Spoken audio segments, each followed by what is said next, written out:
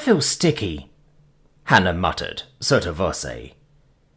You want me to introduce you to Catrice? Jalissa said mildly. How would I know? After being painted grey from head to toe, and custom fitted with contact lenses, the ebony wig on her head was the least of her problems. The autocab was a smooth ride, but she was half afraid one of the scales running along her arms would come off, and half afraid they wouldn't.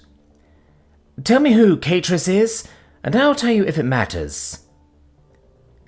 She made my coat, Jalissa said lightly. Coat tease? Hannah muttered. You have no idea what this feels like. It's not a tease if you follow through, Jalissa said primly. That's our motto. It's hardly my fault that humans are almost non-existent on Chill. You can't afford to walk around as yourself just yet. Besides, you look good as a Helcom. Very convincing. Hannah frowned. I thought our motto was, when you have them by the tits, you have their full attention. I saw it in our Rada's office. Right now, I don't know if he means the customers or the employees. That's our private motto. Jalissa's grin would have looked wolfish on a Rakiri. And the first one is for the waitstaff, which is what we are tonight. And I suppose getting there early is all part of the process? Right. The first people there aren't questioned most of the time. Just eye up the boys more? You don't. And trust me, it stands out, Jalissa said. The rest of the time, just look like you're too busy to be bothered and want to disappear on break. I'll channel my brother, Hannah snorted, then sought the look. And no, I'm not going to introduce you. I like you too much. Humph. Jalissa thumbed her bondage suspenders in a way that made Hannah very aware of the spaghetti knives they were both wearing. One tug, and she had a very sharp ice pick in her hand. She wasn't sure how many times she could stab someone. A few days ago, she'd have said 0. Now she had the tools to provide someone a lifetime supply. Jalissa? Speaking of my brother, why did I have to swipe Eli's on the pad? Our writer said we were opening a line of credit, but didn't actually explain. Hannah said pensively. I'm not getting him in trouble, am I? Part of your job is to keep your family out of trouble. Besides, you know the real target. Jalissa arched an eyebrow. Somehow the woman made everything look cool, even without the coat. You know who our princess is? Well, yeah. Hannah sniffed, but paid attention. I'm not likely to forget that, am I? And her boyfriend is... Jalissa sounded like a teacher drawing out the right answer. Well, Vadim, and I doubt he's the target. Hannah had the feeling she was back in school and this was a pop quiz. Part of her interview had been about her family, exhaustively pulling out details she'd forgotten about. If all of this was about currying favour with Princess Kalira, and if she had a problem, then... Solana, she said flatly. So Kalira asked for us to... what? Do something about her?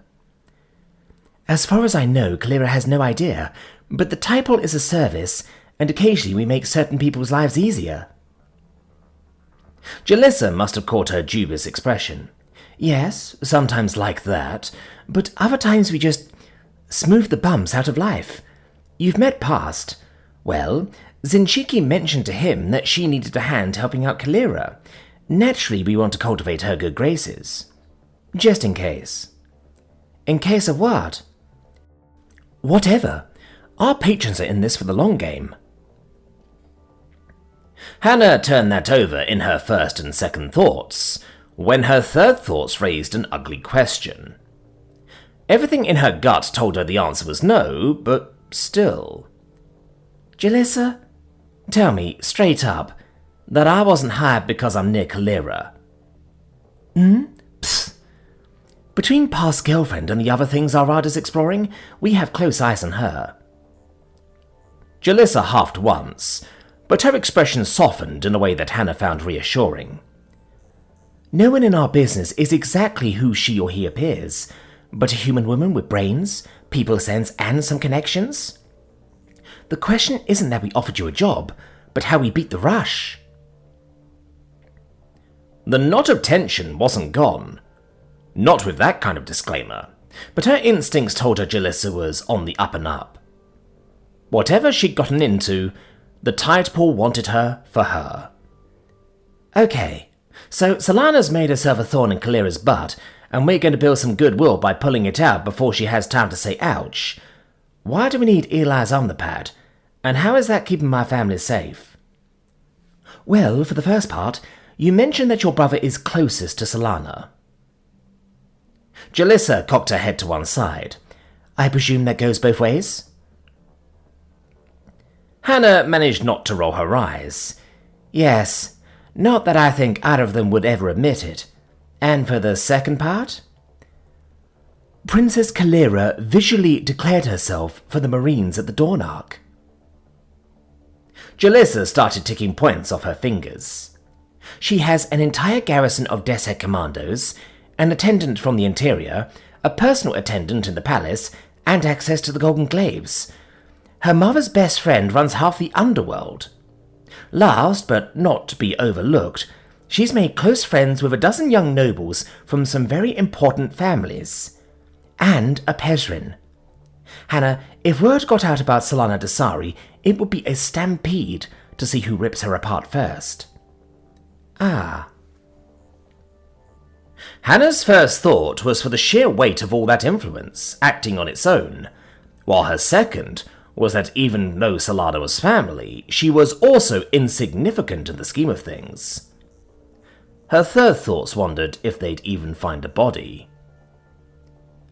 It's just one Pezrin, she offered, trying to lighten her mood. There's a good reason why they call it a menace of Pezrin. With the exception of past, you never just get one. Jalissa's grin was deadly serious. Anyway, let's focus, shall we? After clearly defining the mission, step 2 is always to gather your assets.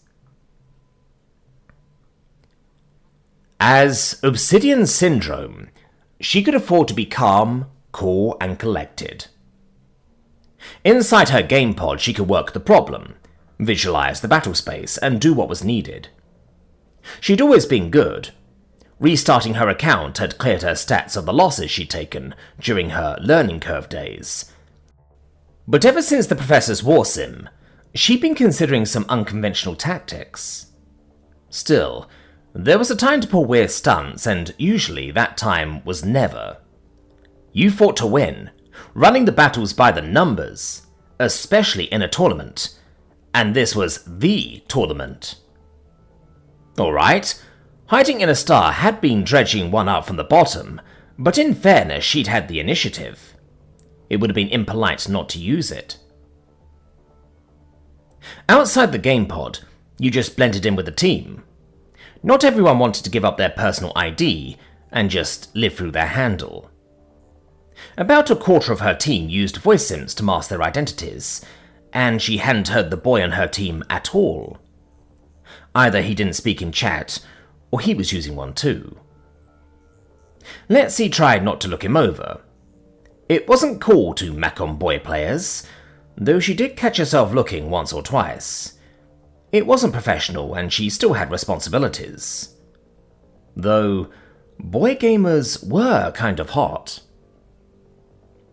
Outside her game pod, all she had to do was play it cool and talk to the twins. That let her do something she didn't get to do often and read the room.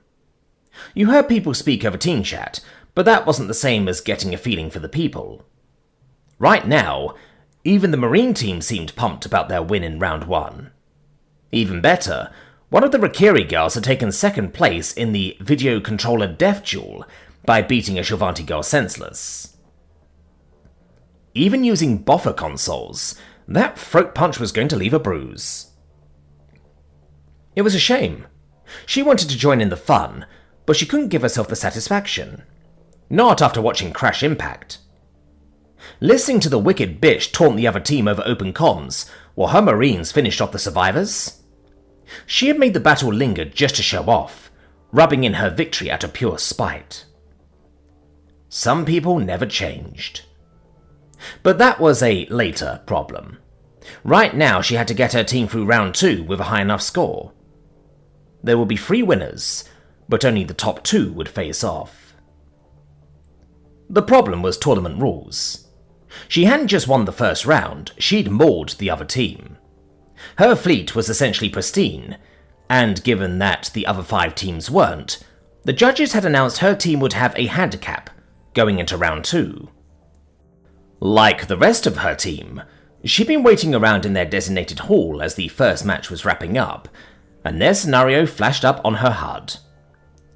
Like all the rest of her team, she started to read. Sector 2, Defense. Map, Open System Anchorage. Ship Tier, 9. Team 1, Imperial. Ground Commander, Imperial Hauts. Fleet Commander, Obsidian Syndrome. Team 2, Imperial. Ground Commander, Yut. Fleet Commander, High Lightning. She bit down on her lower lip as the first voice on Teamcom said exactly what she was thinking. We're fucked! Zinchiki glanced over at Solana Dasari. The Galaxy Conquest tournament was a cacophony of light and sound assaulting her senses, as blood-curdling screams assaulted the senses in a visually choreographed symphony of death. It was, she decided, an outstanding place to bring a date. Examining the problem of Solana, Zinchiki weighed efforts against results. Simply killing and eating the girl was not proportional, and would cause her hahakt difficulty and distress. While a simple solution was often the best, it would lack elegance. Regrettably, the woman could not be killed, which caused no end of problems to a straightforward issue. Locking her in a garbage bin would be effective, but came with its own problems. She could personally attest to the strength of the containers, but it would lead to inconvenient questions. As irritating as it was, this was not something she could accomplish on her own. Hence the call to Past, who had offered a creative solution, of unexpected sophistication. After that, she called her sisters. First, Patviri, who had been predictably truculent, but gave in after invoking the ritual of Kaimaha Posek, or licking the bowl. Then Raikishi, who promised to bring Kalis. The promise of meeting Past had been sufficient there. Of course, there were conditions. There always were. It had been a matter of creating the right circumstances. With Malondi unavailable, it was a case of determining where and when. Acquiring extra seats for the event had been sufficient. Riala McClendon and her bandwife had been effusive about yesterday's tournament, so Malondi had offered her seat to Vadim. Desi complained of pains with her augment, freeing up another seat, which Solana Dasari had practically lunged at. To give her hahakt sister credit, Desi had dangled it just out of reach by saying she'd offered it to Zinchiki, but in the end, one additional ticket had been provided. Solana would accompany Vadim to the show, and she would be there to accompany Solana. Zinchiki murred at the memory with pleasure. She couldn't eat Solana, at least not yet. But there was still pleasure in toying with her. That was what the Kaimaha Posek was all about. Having defined the objective and gathered one's forces, step 3 was always to isolate the target. Solana was attached to Vadim like a limpet, but at the appointed moment... Bow chicka wow wow. Solana frowned at her omnipad. Bow chicka wow wow. Solana jabbed at the pad and frowned at the text message. Excuse me, I won't be long, I promise, she said coyly to Vadim, as she rose and moved toward the exit. That left Vadim sitting next to Riala, who had her husband and bandwife to her left. Zinchiki slid over to sit on Vadim's right. The seat was hers now. If the plan did not work and Solana returned, she would shield Vadim bodily.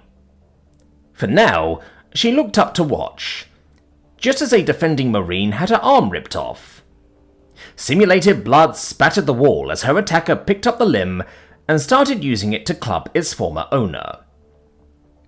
Her stomach rumbled. And you can just bend over. Here it comes again. The old matchmaker has just doled out cold death. We all expected the computer to hand out a handicap, but this one's a killer. Emick, the ITSY announcer, turned to the camera with a gleam in her eye. The team commanded by Obsidian Syndrome, who did so well in the first round, is officially boned. There for a gal without lube, all right, Cosine says sardonically. A crushingly unlucky break after such an outstanding start. In my opinion, any one of those girls will be an outstanding contestant for tomorrow's infuriated death scream contest, because the matchmaker just loves them. And what's not to love? Carré took over from her night crew co-host and gave the camera a knowing smile. The only thing gamers lust after more is that unrequited feeling for today's sponsor, Vite. That's right, Vite, bringing you the new Dominatrix 20 Game Slab. Who wants to play on a D19 when the new D20 has specs so cutting edge that your gums will bleed? Not only that, the D20 has a sound system so powerful that spleens ruptured in testing. Emick confused. And don't get me started about his graphics, Cosine. How can I not? The D20 takes full advantage of the Hyperreal engine. It's so immersive I could practically feel the mutilations playing Marine Gear Solid 8. Backlit in the studio corner, the night crew glowed fetchingly. In the consortium, you can even buy the deluxe version, with its solid gold game case and gemstone keys. That's right. It's the new D20 by Vite, Emick said firmly. Voted as the game system 4 out of 5 gamers would give their right nipple for. After all, woman up! You've got 2 of them, don't you? And speaking of body parts, you can bet Team Syndrome could lose their sphincter muscles right now, because they're probably crapping themselves. Carré smiled as she shook her head dolefully, tossing her hair back over one shoulder. Let's look at this one more time. So we don't get to eat her? Kalis whispered. She looks tender. Behave! We're not here for takeout, Raikishi muttered. Besides, you know she's not a hunt, so watch the door and check for cameras. There's only the one up the hall. Kalis looked over the girl and her stomach rumbled. Not even a little nibble? I didn't eat first. Pat Very shook her head in bemusement. Of all the ways to meet her future suitor, lingering outside a stadium box with her sisters would not have been it. Though, admittedly, it was better than being drunk and throwing up on him. Pat Very made a note to thank her, Hahakt, though the upholstery had cleaned up nicely. In hindsight, honor demanded it. That said, she'd been very pleased to meet their would-be suitor. Thankfully, she had remembered to take blockers. As a male, Past was admirably masculine. The bow around his neck looked a bit feminine, but that seemed a condition of his employer. As such, it counted as camouflage. So be it. From mane to toe, he was toothsome. He had arrived pushing a trolley in the company of a tall Shilvanti woman, an oddly scented Helcom girl, and a Shilvanti man about their age. With barely a word, the foursome had moved into position, the Helcom girl standing opposite the door. Only a minute or two past the appointed time, the door had opened, revealing a typical Shovanti girl, scowling at her omnipad. Alright, Eli. How did you get in here and... The Helcom nodded once, and the Shovanti woman stepped from behind the trolley to knock the girl out cold. She barely hit the floor before they were bundling her into the trolley. I'm past. You must be Padveri, Raikishi, and... Hi, I'm Kalis.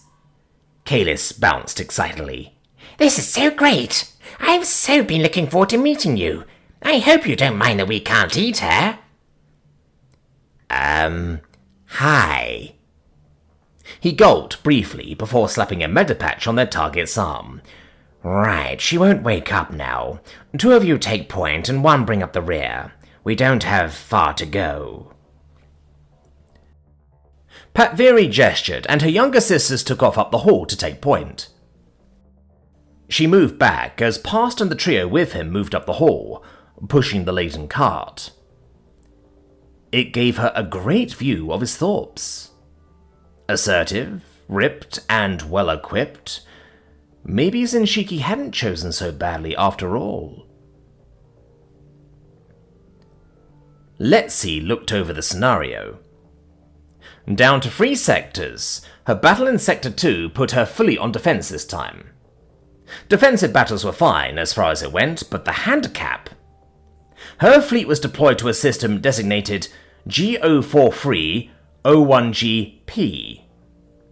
It had a smattering of airless rocky worlds, dominated by a large gas giant located 7 light minutes from the Class G solar primary. Farther out, it had 3 asteroid belts and 4 distant ice giants. A typical system, unremarkable save for the fleet depot orbiting the gas giant. A depot garrisoned by her marines. A depot where her fleet was at anchor, sitting dead in space. That was bad. Really bad. While the depot systems were operational, her fleet was completely powered down, save for 2 ships she designated as on patrol. After that, her team had to sit there, utterly defenseless, until the depot detected the inbound hostiles. Even then, activating their ship systems would take precious time. Variables for recalling crew from the station were balanced against time to activate everything from drives to weapons. The longer they waited, the more crew was recalled and the more responsive her fleet. But the longer they waited, the longer they were sitting targets for simple kinetic strikes. And the attacking commander would know that. The situation was a killer, designed by the matchmaker to whittle her forces down to parity with the other teams, but a competent commander would use that to her advantage, not just to maul her team, but annihilate them. Letzi stared at the display, putting herself in the mind of her enemy. She knew relatively little about the commander named High Lightning. The woman was good, or she wouldn't be here, but she was also one of the Team Ashanti. They were professionals with a reputation for variable tactics, a preference for Shovanti ships, and were skilled at electronic warfare and evasion. She had studied Lightning's win yesterday, just as she had the other 5 teams. Cloud Lightning had been set as defender, with a system just inside a nebula, consisting of heavy asteroid belts and dust fields. She'd hidden her fleet, and while the battle had turned into a slugfest at the end, the ambush had given her team the decisive advantage. She would easily have 2/3 of her initial fleet. Possibly more. Letzi tried to cudgel her brain into action. It was hard over the growing dismay on the team chat. Think. What would I do? The attacking team would have the stellar cartography. They know where the gas giant was with her base, though not what side of the planet it was orbiting. They want to maximize their time closing the range, which meant coming in on a ballistic course with a reduced blue shift, probably from the far side of the sun. On the other task, the gas giant was a super Jovian, all but a fell star itself. There was a chance someone would risk a direct intercept, hoping the station was starward of the gas giant and blind to their approach. It was a trade-off. Come in on the far side of the sun, and you'd close the target, but you also had to orbit around the star, where you could be picked up at 7 light-minutes distance. The alternative, coming in on a direct intercept, meant you had a 50-50 chance of closing to within half that distance before the station picked them up. Possibly less. Possibly a lot less. The sensible bet would be to deploy 2 of her destroyers just outside the plane of the ecliptic, then set them to scan for the approaching fleet. Destroyers were fast enough to get in position, but their sensor suites, particularly for Tier 9 ships, well, they weren't great, but they would do. She could designate 2 cruisers, but while they had better sensor packages, detection at meaningful range was still a long shot, and taking 2 cruisers out of her line of battle meant she'd have even less firepower to face off against lightning ships. One way or another, she either lost time, firepower, or both, all in a long-shot gamble to buy her fleet the time it needed to come to readiness. She needed to win, and with enough of a margin to make the finals, but in a by-the-numbers battle, every way those numbers played out, they lost. Let's keyed her comms back open and muted the chat. Take a note, Blue Ice. Join me on Channel 2. Which meant she couldn't fight by the numbers.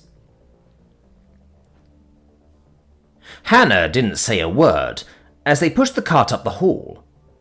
Her thoughts were all busy reminding her that she was kidnapping Solana. Okay, her third thoughts reminded her she was kidnapping Solana so she wouldn't end up as a blue smear on the sidewalk, but this was reality now. She was here disguised as a Helcom, next to a Pezrin, kidnapping her Shilvanti in-law. Hannah McClendon, Galactic Spy, was no longer a figment of her imagination. Oh my god, what if Mom finds out? Hannah shoved the thought away, along with a desperate urge to giggle. The Orinka complex was huge, made up of the labyrinth of corridors the Shilvanti seemed to love, but it wasn't too bad. There were only so many ways you could wrap rooms around a stadium, so after heading to the nearest elevator, she watched curiously as one of the Pezrin girls looked inside, cocked her head a moment, then said, "Clever." There wasn't even time to ask before Past, Jalissa, and the Shilvanti guy, she'd learned his name was Vandu, pressed into the elevator. Past had time for a goodbye before the door slid shut. She felt like her eyes had been larger saucers half the time, but the service corridors were empty.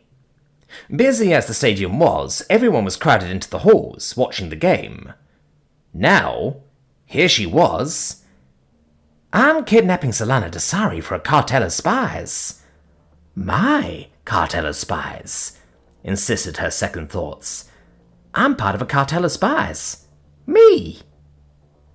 And there's music playing, said her third thoughts, somehow taking in her surroundings. Shilvanti Cliffsinger music. She almost did giggle then, but managed just to cough. It just didn't seem appropriate.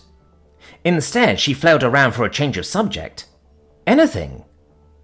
Jalissa would see right through her, so she looked over at Past. So, those 3 Pezrin women? Zinshiki's sisters.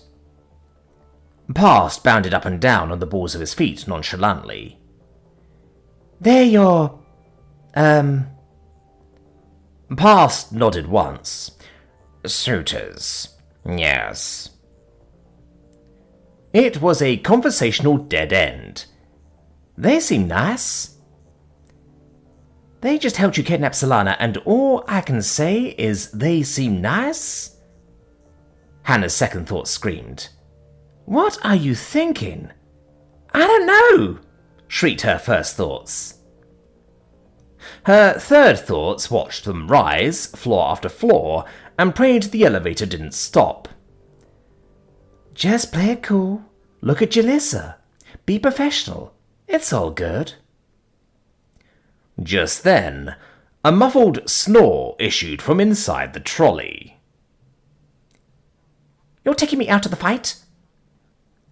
Caslin, flying under her handle of blue ice, sounded less than happy with the prospect. Not that Letzi couldn't blame her.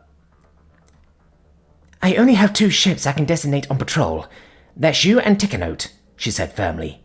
Blue, I need you to get outside the plane of the ecliptic and scan for the inbound team. You know I might not pick them up. Caslin huffed once. I'll do my best, though. Do you want me covering the north or south plane? North. Thanks, Ice. Her second-in-command hadn't said a word. Captaining the other battleship in her flotilla, the woman was brusque, but had fallen in line with her plan the first time. Tickanote? How can you think pulling me out is a good idea? You're better off activating another destroyer. There's no way I'll get back to the station in time to make a difference. That was true as far as it went. In a by-the-numbers battle. That's why you aren't getting deployed for a sensor sweep. I'm tucking you in as close to the star as possible, where you're going to go dark. Tickanote gave an exasperated sigh. Could we not with this shit? Again? Time to pull on your big girl panties. Letzi said it with a confidence she didn't feel. She was taking a long gamble to flip the odds, but Caslin was meticulous. If anyone could wrest something out of a destroyer sensor suite, she could. And if they detected Lightning's fleet a few minutes out, Tickanote's battleship would be ready and waiting to bloody their nose. Let's head back into Channel 1 and brief the plan. At least she hadn't laughed first. It had been Vandu that tittered when Solana started to snore. After that, Jalissa lost it. Then Pastel started contorting. Okay, so she could have fun here. Not that she wasn't still in the dark as they pushed Solana inside one of the large suites overlooking the stadium. It was shui. Very expensive. And for a Shovanti, it was even tasteful. A richly dressed woman was seated on the balcony, along with 2 younger Shovanti women. The matron looked over and smiled as they wandered inside. Despite the roar of the crowds outside, silence fell like a hammer as the transparent doors slid closed behind her. Ah, Jalissa, it's been too long. You look well. Duchess? Jalissa bowed her head, followed by Past and Vandu. She took the hint and copied their example. And the Vandu? I'm so very glad to see you. Hannah glanced up to see the woman wink, and she practically jumped as the Duchess clapped her hands with a sharp pop. Right then. My daughters enjoy this sort of thing, but I'm just here to relax before this evening's address. I don't know, and I don't want to know, so I'll just liberate that platter of hecklers, if it's all the same. You girls and boys call me when you need me. Hannah didn't say a word as she walked into the immense bedroom adjoining the box suite. Was not a word. You did not say It was unintelligent. A nonsensical placeholder before you could say anything useful. Besides, Jalissa was already closing the door while Vandu started opening his shirt and... Ooh. Can somebody help me get her out of this cart? Past rumbled. She's not exactly petite. His shirt half open, the Vandu swan-dived on the pillows. Don't look at me, he said airily. I'm just here to look stunning. Fine. I'll do the heavy lifting. Again? Jalissa huffed, before holding out something to Hannah. Boys? Solana's on the pad. Grab her hand and swipe it open, then erase that text message, Jalissa said, as she started hoisting Solana out of the cart. Then do the same on your brothers. That way we leave no traces. No traces? Hannah stared as Jalissa heaved Solana on the bed. How is this no traces? No traces we don't want. To say the least, her team was not enthused. Well, the Marine players were enthused, but they were Marines. Imperial House was already declaring death to anyone who stepped foot on her station. She can afford to be happy. It's the semi-finals. At least the scenario called for taking the depot. Blowing it out of space wasn't an option, so any Marine who looked good on screen had at least a decent shot at offers from one of the pro teams. It didn't matter to House if the fleet got shot to the deeps, as long as her Marines had a chance at glory.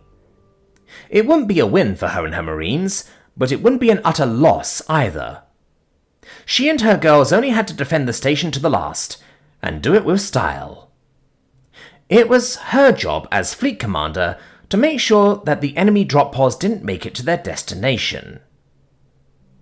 House's enthusiasm made it clear she didn't think much of Fleet's chances. As for the girls on FleetCom, they met the briefing with a sudden silence. It was a plan, and it had a chance. A slim chance, sure, but that was better than a confident, "How badly do we get mauled?" At least, she hoped it did. In the end, it was Admiral Wedgie who broke the silence. Harge Feglamork!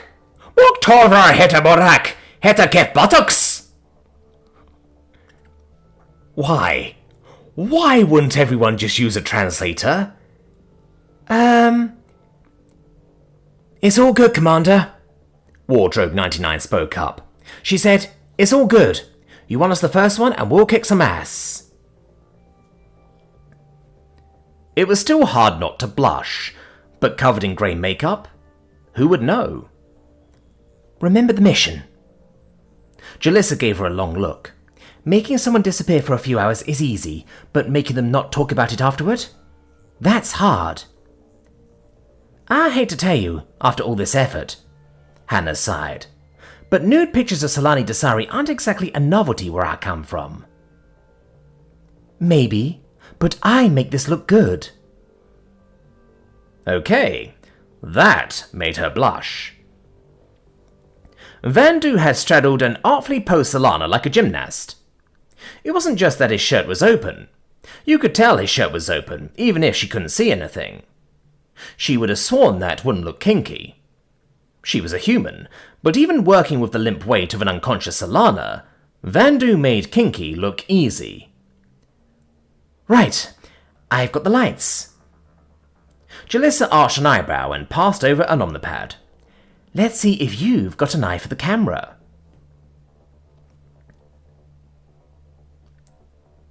Who's that? Melondi asked moodily. Just Sinshiki checking in, Desi replied casually, as she looked over the text. Oh? Melondi could hide almost anything when she wanted to, but Desi was sure she heard the trace of anxiety in her voice. Tonight was too important. The speech, the address of the day arc, was too important. The last thing Kalira Tessu needed in her life was more anxiety right now.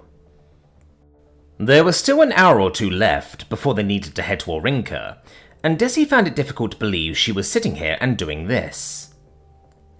Faced with a dead-end future, 2 years ago she'd been scheming just to get admitted to Empress Sarika's academy. Even though her grades had been real, there was only so much of a future you could have when you came from the wrong side of the city. The goddess knew her co-mothers had lived down to the stereotype.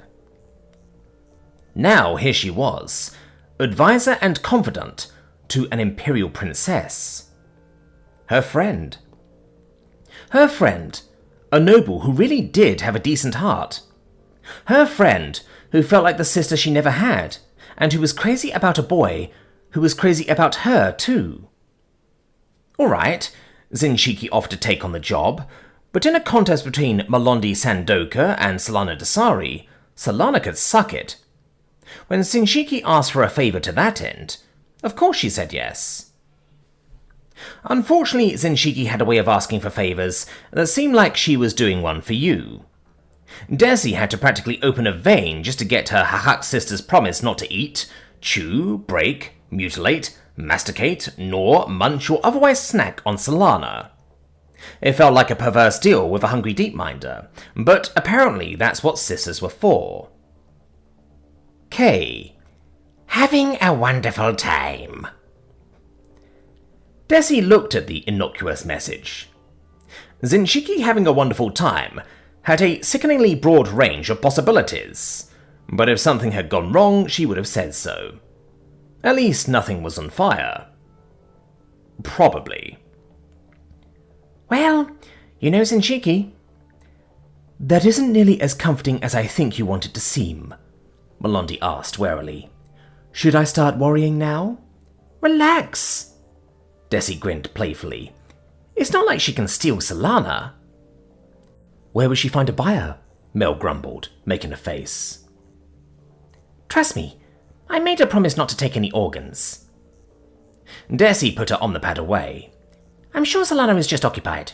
Indisposed. I'm sure it's mostly harmless. This was a test. Still, after nearly 2 hours spent posing, progressively undressing and stationing the dead weight of Solana Dasari, they finally had what they needed. Thank goodness. Solana snored like a horse with asthma. Vandu had a knack of rolling around with her, while one hand was awfully out of sight, while the other reached out to take selfies that were just good enough to pass, but not too good. It wasn't as if she hadn't seen Solana's pictures for reference, though she'd certainly tried to forget. Hannah wasn't sure how she knew, but she knew this was a test. If one Hannah McClendon was to be a galactic super spy, she needed to be able to roll with the big girls. If that meant going armed, then it also meant being willing and able to use those weapons. If it meant infiltrating some seedy underworld or heisting some treasure, it meant being able to deal with pressure. Of course, they were putting this on her. It would probably be more worrying if they didn't. This was a test. It had to be.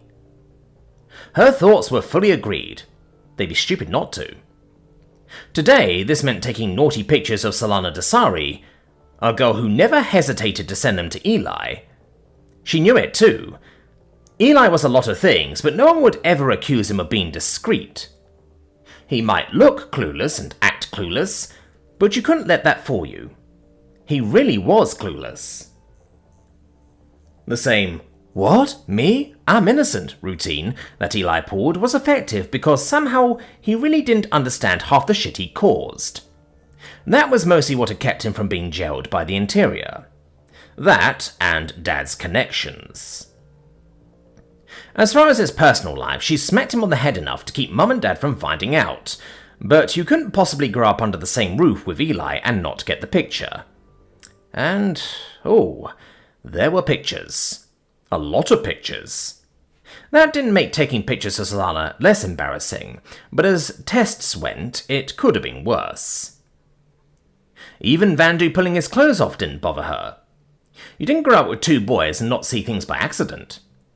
Girls cared. At least, human girls cared. Boys, not so much.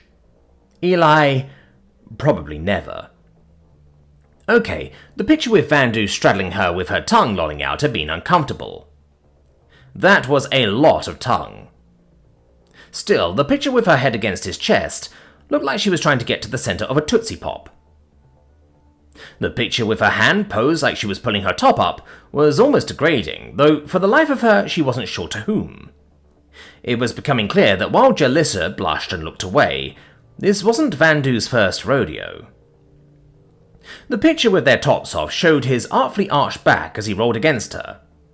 When it came to bedroom antics, the little Shavanti was imaginative. As he poured a blue grail down his chest into Solana's open mouth, you could almost imagine she was lying back in pure heaven. Vandu only grimaced after the last photo. Girls, be dears and hand me a towel. This is so sticky. Hannah nearly laughed. She hadn't thought about her makeup in hours. Right, so we've got the pictures, Hannah said as casually as she could, while Jalissa flipped through the omnipad. What now? Like I said, this isn't exactly breaking news back home. This isn't Earth. The way Vandu said it almost made her blush, like her homeworld was the sin capital of the universe. Though, by lots of folks, It kind of was. After what she's seen him do, it was sort of ironic. Look at it this way, it's not what she'd done, it's that she clearly got drunk, ran off and ditched the guy, then did this while she was supposed to be with him. Vandu sniffed after he finished dressing. I know I would never forgive her. Simple. You'll just text her one of these along with a warning to keep her distance, Jalissa said. It's a burner on the pad and can't be traced, but you'll be right there to see what's needed. Always allow for someone to get stupid. Me? She's your family and you have a job to do. Jalissa nodded nonchalantly. This way you have full control and don't have to worry about things getting out of hand. Besides, any woman with an ounce of brains will keep her hands to herself after this. Putting the job, simple as it was, on her shoulders. Another test. These still aren't exactly proof, and shame really isn't her thing, Hannah grumbled, as they left Solana in bed. Past had taken off the medipatch, and aside from a bump on the head and being slathered in blue grail, she was perfectly fine. Dirty deeds, done dirt cheap, but it didn't feel like it would stick. It was a lot, but when Solana got something stuck in her mind... Oh, that's the other part. Jalissa paused at the patio door and stuck her head outside. Duchess? She's all yours now. Solana groaned. She was comfortable, but... sticky? Where had sticky come from? And why did her tongue taste like the floor of an autocab? That and... ugh. Blue Grail? She hadn't parted like that last night, had she? Wait. No. She wasn't at home. She was on shill. She rolled over and sudden awareness filtered through that she wasn't dressed. At all, and... Who are you? And what in the deeps are you doing in my bedchambers? Ah! I've never seen someone levitate out of bed like that, Jalissa said. At least, not outside the bungee room. Solana's clothing had been artfully scattered around Duchess Diolan's bedroom. Standing around as the staff in the Duchess's suite, Hannah had listened as the incoherent scream was followed by the sound of crashing about and shouted denials. Something delicate sounding smashed while the ruckus went on, but Solana appeared to avoid heart failure. Hannah indulged in the sight of her racing out of the suite, half-dressed and chased by an enraged Duchess, who slammed the door behind her. Well, that was fun. Duchess Diolan seemed to deflate back to normal size, and turned around with a beaming smile. Jalissa, you bring me the most entertaining things. Or do I have Alrata to thank for this one? He's such a scamp. I think this one is sort of on credit, your ladyship. No details, just as you asked. Jalissa demurred. Hannah decided that if God had given Eli brains, style, and taste, that would be Jalissa. Even knowing the Duchess was one of the Tide Pool's sponsors, Jalissa made it all look easy. Of course, but do introduce me to your friend, won't you? The Duchess nodded in Hannah's direction. We have hours left before the address, and I should like to be introduced if we're spending the evening together. Of course, Your Grace. This is one of our newest members. Jalissa smiled her way. Don't be shy. It's a pleasure, Your Grace. Hannah bowed her head. I'm Harless Theron. All right. Maybe blondes didn't have all the fun. The Shulvanti weren't. She wasn't.